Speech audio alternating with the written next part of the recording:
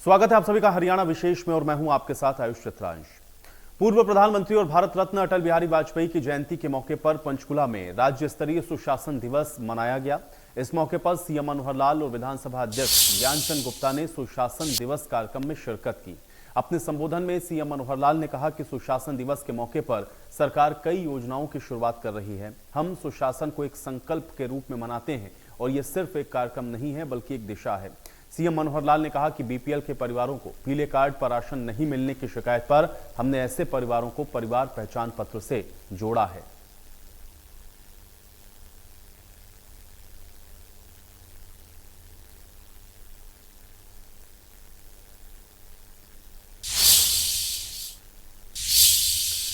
और चलिए अब आपको ग्राफिक के जरिए बताते हैं सीएम मनोहर लाल ने सुशासन दिवस के मौके पर क्या बड़ी घोषणाएं की हैं।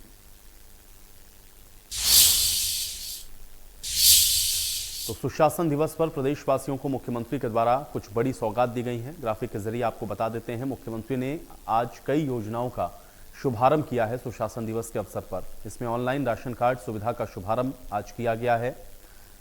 पीपीपी के जरिए पात्र परिवारों को राशन कार्ड दिए जाएंगे, ये सौगात दी गई है। छात्रों के लिए मुफ्त पासपोर्ट योजना का भी शुभारंभ किया गया है।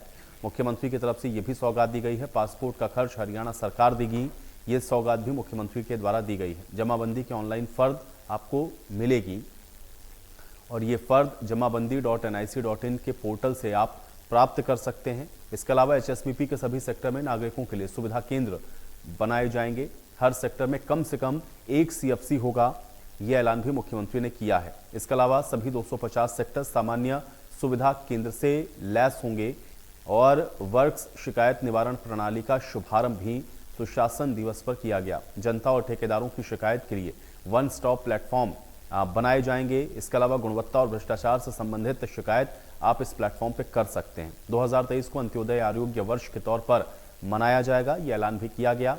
अधिकारियों और कर्मचारियों के एसीआर में जनता की राय भी शामिल होगी। इसके अलावा 8 जिलों की 177 कॉलोनी ऐसी हैं जिनको नियमित करने का ऐलान भी आज सुशासन दिवस पर किया गया। पुलिस एनफोर्समेंट विंग के गठन का ऐलान भी आज मुख्यमंत्री ने किया।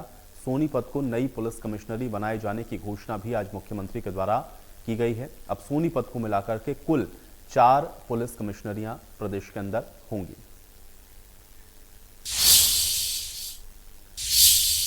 तो सुशासन दिवस पर मुख्यमंत्री ने कहा कि निरोगी हरियाणा योजना के तहत अंत्योदय सूचीबद्ध परिवार जिनकी आय 1,80,000 रुपए प्रतिवर्ष से कम है, उनको मुफ्त स्वास्थ्य की जांच और आवश्यक उपचार की सुविधा उपलब्ध करवाई जाएगी। इसके साथ ही मुख्यमंत्री ने कहा कि 8 जिलों में 177 कॉलोनियों को नियमित किया गया है।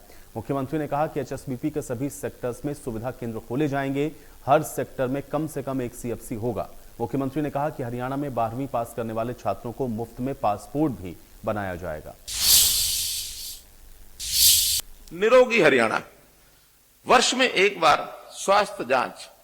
पहले बार तो 2 वर्ष शायद लग जाएंगे क्योंकि इस योजना में उतना इक्विपमेंट, उतना इंफ्रास्ट्रक्चर तैयार करना, उसके लिए भी समय लगेगा। लेकिन अभी उसको प्रारंभ कर दिया है। 80,000 लोगों का और ये परीक्षण जांच हो चुकी है। करना 1.25 करोड़ का पहले उस चरण में है, तो इस पर भी समय लगेगा, लेकिन प्रारंभ हो गया है। जो परीक्षण जांच में छोटी बड़ी कोई कमी पाई जाती है इस शारीरिक परीक्षण में, उसका इलाज तुरंत कराने की सुविधा भी उनको मिलती है।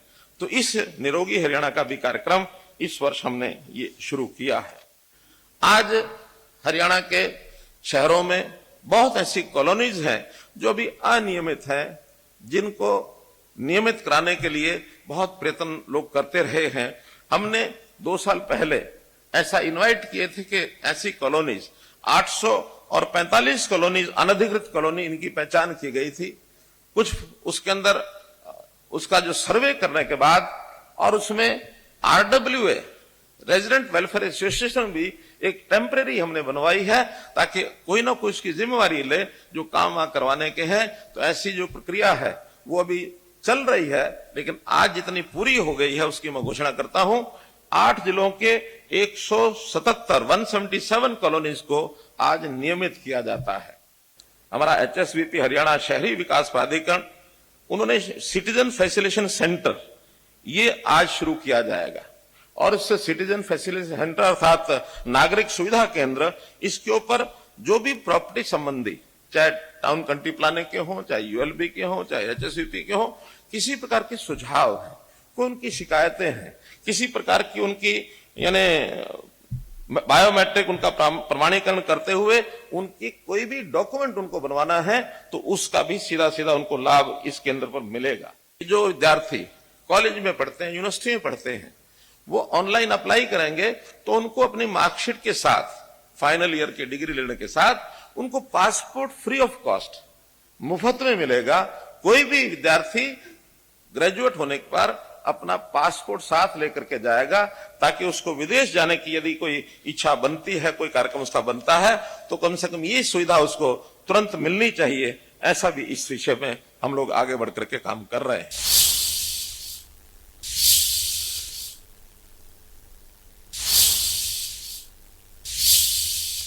तो वहीं इसके साथ ही सीएम मनोहर लाल ने कहा कि पुलिस व्यवस्था में भी सुधार किया जा रहा है और इसके लिए पुलिस एनफोर्समेंट विंग का गठन किया जाएगा। सोनीपत में पुलिस व्यवस्था को मजबूत करने के लिए मुख्यमंत्री ने सोनीपत में पुलिस कमिश्नरी सिस्टम लागू करने की बात कही है। पुलिस का बहुत बड़ा एक काम लॉ एंड ऑर्डर और क्राइम को रोकना ही तो रहता ही है, लेकिन बहुत चीजों की एनफोर्समेंट, जैसे माइंस है वहां भी पुलिस के लोग चाहिए, जैसे एनक्रोचमेंट इलीगल है उसको हटाने के लिए भी चाहिए, कहीं इरिगेशन की आवश्यकता होती है, कहीं पावर के लिए आवश्यकता होती है, कहीं ट्रांसपोर्ट के लिए। तो जितना बड़ा काम है कई बार उस पर ध्यान पूरा नहीं जाता, गौण हो जाती हैं। तो आज ये घोषणा भी की जाती है कि एक पुलिस का एनफोर्समेंट विंग ये अलग से बनाया जा रहा है, अलग से इसके थाने होंगे, अलग से इनकी जो पुलिस का बल होगा वो अलग से होगा।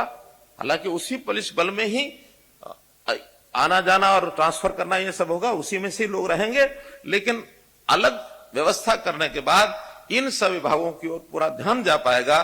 तो एक एनफोर्समेंट विंग पुलिस का बनेगा और एडीजीपी एनफोर्समेंट अलग से एक पोस्ट बना करके और इस काम को शुरू किया जाएगा। हरियाणा पुलिस ने भी आज कुछ संकल्प लिए हैं, कुछ नई चीजें इनकी घोषणा की है। अभी तक हरियाणा में 3 कमिश्नरीज, पुलिस कमिश्नरीज थी, गुरुग्राम, फरीदाबाद और पंचकुला। आज से जो 1 जनवरी से लागू हो जाएगी, एक और सोनीपत जिले में भी कमिश्नरी इसको बनाने की भी घोषणा की जाती है, क्योंकि बहुत विकास हो रहा है सोनीपत जिले का और उस प्रकार की आवश्यकता भी महसूस हो रही है। एक ये कमिश्नरी की घोषणा भी हम कर रहे हैं। तो पूर्व प्रधानमंत्री अटल बिहारी वाजपेयी की जयंती पर हरियाणा के सभी जिलों में सुशासन दिवस कार्यक्रम का आयोजन किया गया। इस मौके पर यमुनानगर में शिक्षा मंत्री कंवरपाल गुर्जर ने कार्यक्रम में शिरकत करने के साथ ही बीपीएल और चिरायु कार्ड का वितरण किया। शिक्षा मंत्री ने कहा कि प्रदेश में हर गरीब को घर बैठे सरकारी सुविधाओं का फायदा मिल रहा है। सरकार ने हरियाणा में 500 से ज्यादा सुविधाओं को ऑनलाइन किया है, जिससे गरीबों को इसका सीधा फायदा मिल रहा है। भिवानी में कृषि मंत्री जेपी दलाल सुशासन दिवस कार्यक्रम में शामिल हुए। फतेहाबाद में भी सुशासन दिवस कार्यक्रम का आयोजन किया गया, जहां पंचायत मंत्री देवेंद्र बबली और सांसद सुनीता दुग्गल बतौर मुख्य अतिथि के तौर पर कार्यक्रम में शामिल हुई।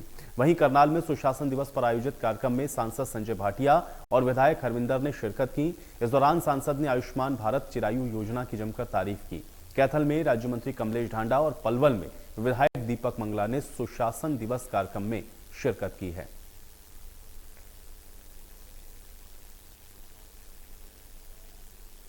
अटल बिहारी वाजपेयी जी की जयंती पर जो सुशासन दिवस है पूरे देश में मनाया जा रहा है, और जिस प्रकार से अटल बिहारी वाजपेयी जी ने बहुत बड़े परिवर्तन अपने कार्यकाल में किए, हालांकि कार्यकाल छोटा रहा है लेकिन बहुत बड़ी उपलब्धियां उस कार्यकाल की हैं। और सबसे बड़ी उपलब्धि यह है कि जो कमी का दौर था, हर चीज की एक कमी रहती थी देश में, उन्होंने उस कमी को अधिकता में बदल दिया। चाहे वो फिर गैस थी, चाहे चीनी थी, चाहे तेल था, कुछ भी था, यानी कि हर टाइम में किसी न किसी चीज की कमी देश में पड़ी रहती थी। लेकिन जब अटल बिहारी वाजपेयी जी का शासन आया तो गैस केवल शहर में नहीं, गांव में भी दी गई, और इतनी दी गई कि कहीं भी कोई किसी प्रकार की समस्या देश के सामने नहीं आई। हम मदन मोहन मालवीय और अटल बिहारी वाजपेयी जी दोनों को खुद भारत माता के सपूत थे, भारत रत्न थे, उनकी यादगार में प्रदेश सरकार के द्वारा सुशासन दिवस मनाया गया और हमारे मुख्यमंत्री जी ने बहुत सारी योजनाओं की आज शुरुआत की है। और लोकतंत्र के अंदर जो मकसद होता है गरीब कल्याण की योजनाएं हों, हर आदमी को शासन का जो योजनाओं का लाभ है सीधा उन तक मिले, इसी भाव से हरियाणा सरकार काम कर रही है। और भिवानी जिले के अधिकारियों को मैं बधाई देता हूँ कि इन सब योजनाओं को लागू करने में बहुत इनकी भागीदारी अच्छी रही है। कुछ योजनाओं में तो इन्होंने प्रथम स्थान प्राप्त किया है और इसी तरह से काम करके जनता की सेवा का जो हमारा लक्ष्य है उसको हम प्राप्त करेंगे। मिलजुल करके हम सारी जनता की सेवा कर पाए, इस भाव से हम सब काम करेंगे। बहुत सी ऐसी योजनाएं जो आखिरी छोर पर बैठे हुए परिवारों तक हम लेके जा सकें। जैसे आपने देखा होगा चिरायु कार्ड, जो पहले आयुष्मान के नाम से उसको चिरायु कार्ड के नाम से करीबन 29 लाख लोग इसका बेनिफिट लेंगे। और BPL की शुरुआत आने वाले समय में जो 1,80,000 से हमारे परिवार नीचे आते हैं, हर घर तक इसको आने वाले समय में ले जाने का सरकार काम करेगी। और भी ऐसी सुविधाएं आज सुशासन दिवस के रूप में दी। और एक संकल्प भी हम सबको लेना चाहिए कि जो हमारे अधिकारी कर्मचारी हैं उनसे हम चुने प्रतिनिधि लोग हैं, इसको सुशासन के रूप में के साथ साथ संकल्प डे के रूप में बनाए। क्योंकि जब हम सब अपनी जिम्मेवारियों को निभाते हुए और ईमानदारी से अपने पदों पर निर्वहन करेंगे, एक अच्छा शासन और सुशासन हम जनता को देंगे। और इसमें जनता का सहयोग की भी माननीय मुख्यमंत्री जी ने अपील की, मैं भी अपील करूँगा। माननीय मुख्यमंत्री जी ने आज बहुत सी घोषणाएं की हैं। सुशासन दिवस हम इसको मनाते हैं आज को, और बहुत सी घोषणाएं की हैं जिसके अंदर हम चाहे चिरायु हरियाणा की बात करें, जिसमें बहुत से आपने देखा होगा कि किस तरह से आयुष्मान कार्ड जो है वो वितरित किए गए हैं। जो केंद्र सरकार की आयुष्मान की योजना थी उसको एक्सटेंड करके हरियाणा ने, मुझे लगता है कि शायद पूरे हिंदुस्तान के अंदर केवल हरियाणा में ही ऐसा है कि जिसको एक्सटेंड करके जो अभी 1,80,000 से कम की जिनकी आय है उनको ये आयुष्मान कार्ड वितरित किए गए हैं, ताकि उनको 5 लाख रुपए की राशि तक का इलाज उनका मुफ्त में हो सके। और इसके साथ साथ बहुत से राशन कार्ड भी बांटे गए हैं। और माननीय मुख्यमंत्री जी ने इसके अलावा बहुत सी और भी घोषणाएं की हैं, ताकि हम जो है सुशासन दिवस जो एक हमारा अंत्योदय के माध्यम से हमारी सरकार का, हमारी पार्टी का और JJP के साथ मिलकर जो हमारी सरकार चल रही है, तो हमारा एक ये जो अंत्योदय के माध्यम से पूरे सभी आखिरी छोर तक जो इंसान है उस तक सभी लाभ। वहीं बीजेपी प्रदेश अध्यक्ष ओपी धनखड़ ने कहा कि अटल बिहारी वाजपेयी ने गुड गवर्नेंस की राह दिखाई, जिस पर केंद्र और प्रदेश की सरकार चल रही है। लाभार्थियों को लाभ मिले उसकी दिशा में काम किया जा रहा है। माननीय अटल बिहारी वाजपेयी जी का जन्मदिन है और उन्होंने एक राह दिखाई कि कैसे हम अच्छे से अच्छी काम करते हुए गुड गवर्नेंस के साथ आगे बढ़ें। किसान क्रेडिट कार्ड की शुरुआत उन्होंने अपने समय में की, शहीदों का सम्मान। वैसे जिस मिट्टी में वो खेले बढ़े थे, अगर देश के लिए सादत हुई है तो उसी मिट्टी तक वो पहुँचे। ये नहीं तो पहले किसी भी युद्ध के समय कोई बक्सा आता था, कोई जानकारी आती थी। शहीदों का इस प्रकार से सम्मान उन्होंने अपने समय में किया, बहुत ही प्रभाव से राष्ट्र बनाया। ऐसे महापुरुष को आज हम सुशासन दिवस में याद कर रहे हैं। वैसे हम उनकी कामों को आगे बढ़ाएं, उसकी बढ़ना हमें आज क्रिसमस भी है। मैं ईसाई लोगों को क्रिसमस के त्यौहार की बधाई देता हूं। तो सुशासन दिवस पर रेवाड़ी में जिला स्तरीय कार्यक्रम में मुख्य अतिथि सहकारिता मंत्री डॉक्टर बनवारी लाल ने शिरकत की। इस दौरान उन्होंने कहा कि सरकारी कार्य में अपनी जिम्मेदारी निभाने वाले अधिकारियों और कर्मचारियों को प्रोत्साहित कर रही हैं। उन्होंने कहा कि पूर्व प्रधानमंत्री अटल बिहारी वाजपेयी ने शासन के माध्यम से सुशासन देने का जो संकल्प लिया था उसे हरियाणा सरकार बखूबी निभा रही है। उन्होंने बताया कि हरियाणा के मुख्यमंत्री मनोहर लाल के नेतृत्व में हरियाणा सरकार ई-गवर्नेंस के माध्यम से सरकारी कार्यालयों में सरलीकरण और पारदर्शिता को लगातार बढ़ावा दे रही है। सुशासन दिवस के अवसर पर हमारे माननीय मुख्यमंत्री मनोहर लाल जी ने कुछ चिरायु कार्ड और कुछ BPL कार्ड का भी वितरण किया है और कई योजनाओं की घोषणा भी उन्होंने की है। तो आज रेवाड़ी के अंदर भी उसी सिलसिले में जिला स्तरीय प्रोग्राम था, तो उसमें हमने कुछ चिरायु कार्ड और कुछ BPL कार्ड लोगों को वितरित किए हैं। तो बीजेपी प्रदेश अध्यक्ष ने कहा कि यमुना नगर के जगाधरी में दूसरा पन्ना प्रमुख सम्मेलन हुआ है और इससे पहले अंबाला में पन्ना प्रमुख सम्मेलन हुआ था। उन्होंने कहा कि बीजेपी के स्थापना दिवस से 6 अप्रैल तक हरियाणा के सभी 90 हलकों में पन्ना प्रमुख सम्मेलन किए जाएंगे। हम एक तरह से शासन और शासन सहयोगी का काम करेंगे। तो अब हमारा संगठन केवल चुनावी संगठन नहीं है, हर समय लोगों की सेवा करने वाले संगठन के रूप में खड़ा होता है। नहीं तो इस प्रकार की रचनाएं केवल चुनाव के समय में की जाती थी और चुनाव के बाद रचनाओं को ऐसे रोक दिया जाता था और फिर जब चुनाव आता तो फिर ऐसी रचनाएं खड़ी की जाती थी। अब लगातार इस प्रकार की रचना हमारे भारत पराक्रम देव है और हमने लक्ष्य रखा है कि भारतीय जनता पार्टी का स्थापना दिवस जब 6 अप्रैल को होगा तब तक हमारे 90 की 90 विधानसभा में इस प्रकार चुनाव तैयार हो चुके होंगे, तय हो चुके होंगे, उनकी जैसे आज कार्यक्रम हुआ है सबके कार्यक्रम। वहीं कोरोना के नए वेरिएंट पर बोलते हुए सहकारिता मंत्री बनवारी लाल ने कहा कि हम कोरोना को लेकर वैक्सीन से पूरी तरह से तैयार हैं, लोगों को घबराने की जरूरत नहीं है, लेकिन सावधानी जरूरी है। वहीं मनेठी एम्स निर्माण पर बनवारी लाल ने कहा कि एम्स के लिए प्रदेश सरकार की तरफ से सभी प्रक्रियाएं पूरी कर ली गई हैं। ये जो कोविड का जो नया वेरिएंट आ रहा है तो उसके को देखते हुए देखो पिछली 2 साल से कोविड का पहले भी आई हुई है बीमारी, तो हम लोग अब वैक्सीन से पूरी तरह तैयार हैं क्योंकि हमारे प्रदेश के अंदर भी और देश के अंदर भी वैक्सीन काफ़ी लोगों को लग चुकी है और कुछ को कोविड हुआ तो उसकी वजह से जो हमारी हार्ड इम्यूनिटी भी डेवलप हो चुकी है। तो इसमें कोई घबराने की बात है नहीं, लेकिन सावधानी बहुत ज़रूरी है। मास्क वगैरह का इस्तेमाल करना, सैनिटाइज़र का इस्तेमाल करना, ये सब चीज़ें हमें करनी चाहिए। देखो मैंने पहले भी कहा कि एम्स एक बहुत बड़ा प्रोजेक्ट है और इसके अंदर फॉर्मेलिटीज़ बहुत हैं।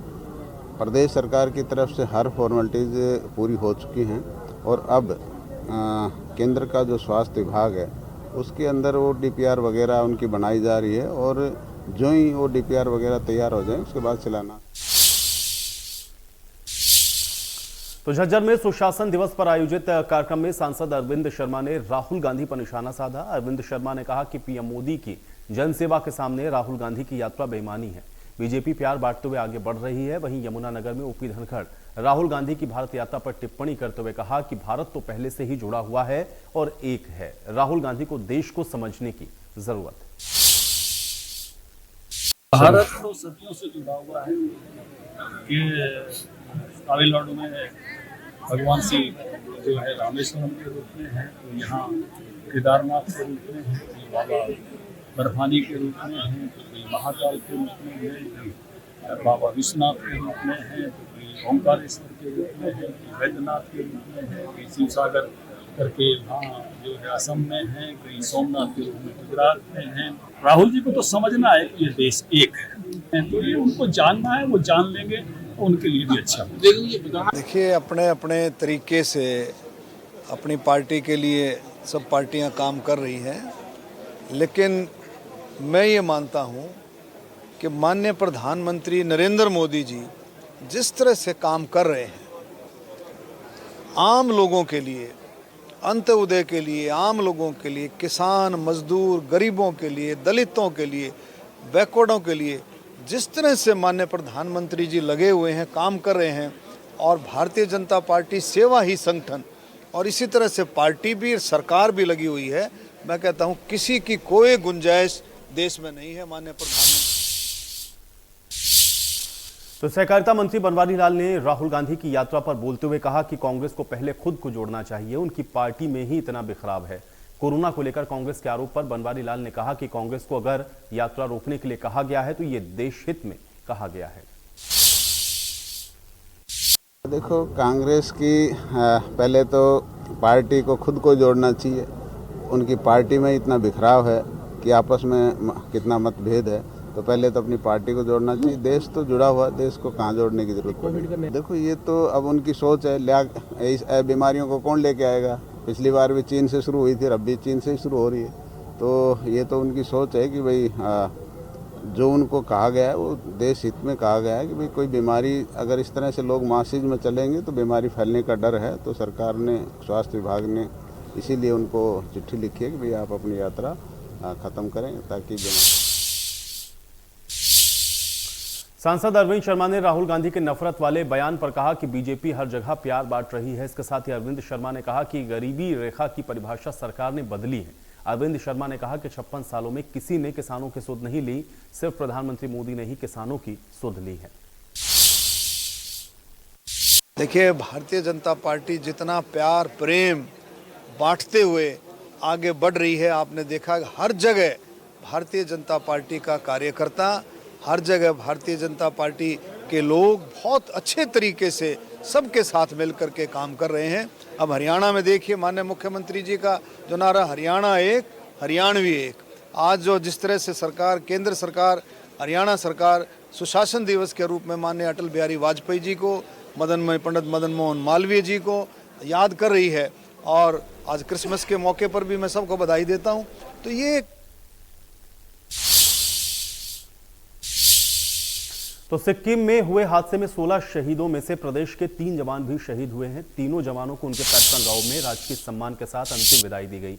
फतेहाबाद के पीली मंदोरी में शहीद विकास को राजकीय सम्मान के साथ अंतिम विदाई दी गई। शहीद के अंतिम संस्कार के समय ग्रामीणों का हुजूम उमड़ पड़ा, सभी ने नम आंखों से विदाई दी। सिक्किम हादसे में शहीद हुए हिसार के सोमवीर भी पंचतत्व में विलीन हो गए। गांव में राजकीय सम्मान के साथ उनका भी अंतिम संस्कार किया गया। इस दौरान पंचायत ने शहीद के नाम पे गांव के आधा एकड़ जगह पर पार्क बनाने की घोषणा की। घर में पार्थिव शरीर के पहुंचते ही शहीद की मां और पिता ने उसका माथा चूमा। बहन और फौजी भाई ने शहीद को सैल्यूट किया। पत्नी ने शहीद से लिपटकर रोई। शहीद के अंतिम संस्कार में एसडीएम जयवीर यादव और राज्य मंत्री अनूप धानक भी पहुंचे। हादसे में चरखी दादरी के अरविंद सांगवान भी शहीद हुए, उन्हें भी राजकीय सम्मान के साथ अंतिम विदाई दी गई। शहीद के अंतिम संस्कार में सांसद धर्मवीर सिंह भी शामिल हुए।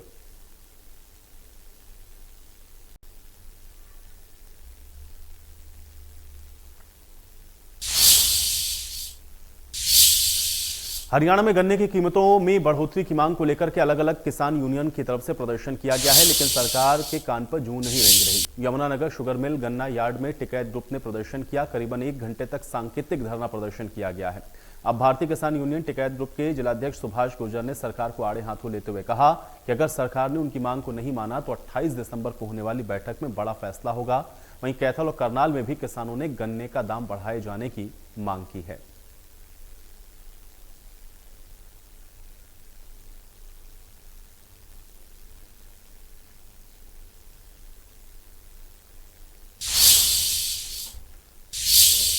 और चलिए इसी के साथ हरियाणा विशेष में मेरे साथ फिलहाल इतना ही।